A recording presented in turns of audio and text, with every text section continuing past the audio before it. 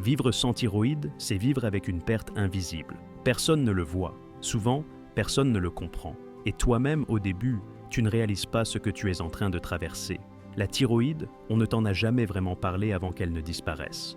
Tu ne savais pas à quel point elle régulait tout. Et soudain, c'est comme si quelque chose de fondamental s'était cassé. Tu prends ton traitement, on te dit que tout ira bien. Mais ce « tout ira bien » ne ressemble à rien de ce que tu vis. Tu te réveilles fatigué. Tu as la tête dans le brouillard. Ton corps ne réagit plus comme avant. Ton cœur, ton mental, ta libido, ton poids, tout est instable.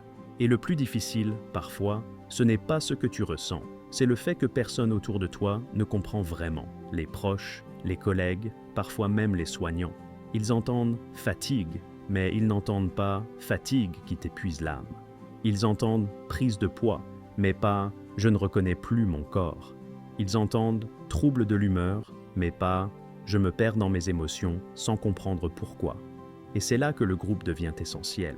Pas un groupe pour se plaindre, pas un groupe pour entretenir la maladie, mais un espace sacré, un cercle, une communauté de personnes qui savent, des personnes qui ne vont pas te dire « tu devrais faire plus de sport », mais plutôt « moi aussi, certains matins, j'ai du mal à me lever, voilà ce que je fais pour m'ancrer doucement ».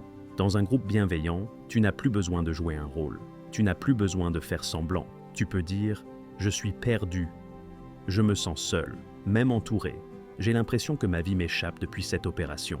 Et ce qui se passe, c'est que tu es accueilli, tu es entendu, tu es reconnu. Et cette reconnaissance-là est thérapeutique. Elle te donne de la légitimité, elle t'aide à remettre des mots là où tu avais mis le silence. Elle t'aide à remettre du lien là où il n'y avait plus que de l'isolement. Tu n'as plus à chercher des solutions dans le vide. Tu t'appuies sur l'expérience des autres. Tu partages tes propres découvertes. Tu fais partie d'un réseau de soutien vivant. Et peu à peu, quelque chose change. Tu te sens moins seul. Tu reprends espoir, tu retrouves du courage. Le groupe t'inspire, il te motive, il te rappelle que tu as de la valeur, même dans ta vulnérabilité. Et surtout, il t'aide à te reconstruire dans une nouvelle version de toi-même. Une version plus douce, plus consciente, moins pressée de retrouver l'avant, et plus engagée à inventer un après plus apaisé. Ce chemin ne peut pas toujours se faire seul, et il a besoin d'être partagé, d'être accompagné, d'être porté collectivement, parce que nous sommes des êtres de lien, et c'est ensemble que nous transformons les blessures en force, les doutes en repères et les chutes en élan. Voilà pourquoi je crois profondément en la puissance des groupes d'accompagnement pour celles et ceux qui vivent sans thyroïde.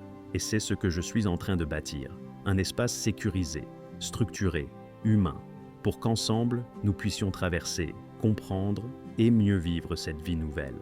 Si cette idée résonne pour toi, je t'invite à rester proche, à me suivre, à t'abonner. Et quand ce groupe ouvrira, tu sauras que tu as un endroit où poser ce que tu vis et être accueilli pleinement.